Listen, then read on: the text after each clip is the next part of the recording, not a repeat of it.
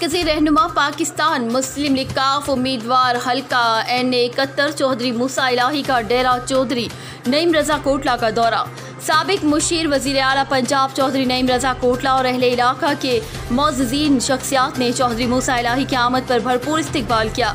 चौधरी मूसा इलाही ने चौधरी नईम रजा कोटला की खिदमत को सराहा। चौधरी मूसा इलाही ने कहा कि हल्का NA71 को मिसाली हल्का बनाएंगे। इस मौके पर चौधरी नईम रजा कोटला और चौधरी मूसा इलाही की खुसूसी बातचीत भी हुई, जिसमें बाहमी मशावरत और हल्का NA71 की बेहतरी के लिए तबादला ख्याल भी हुआ। चौधरी मूसा इलाही ने कहा कि चौधरी नईम रजा कोटला मेरे वालिद मोहतरम चौधरी वजाहत हुसैन के मुखलिस दोस्त हैं। साबिक मुशीर वजीर आला पंजाब चौधरी नईम रजा कोटला ने हल्का NA71 में अवामी मसाइल के बारे में भी ब्रीफ किया और कहा कि हमारी कामयाबी हमारे अवाम की कामयाबी है। अवामी मसाइल और खिदमत ही हमारी अवलीन तरजीह है और हल्का NA71 में जितने भी काम होंगे मिसाली होंगे। हल्के की खिदमत ही हमारा शीवा है।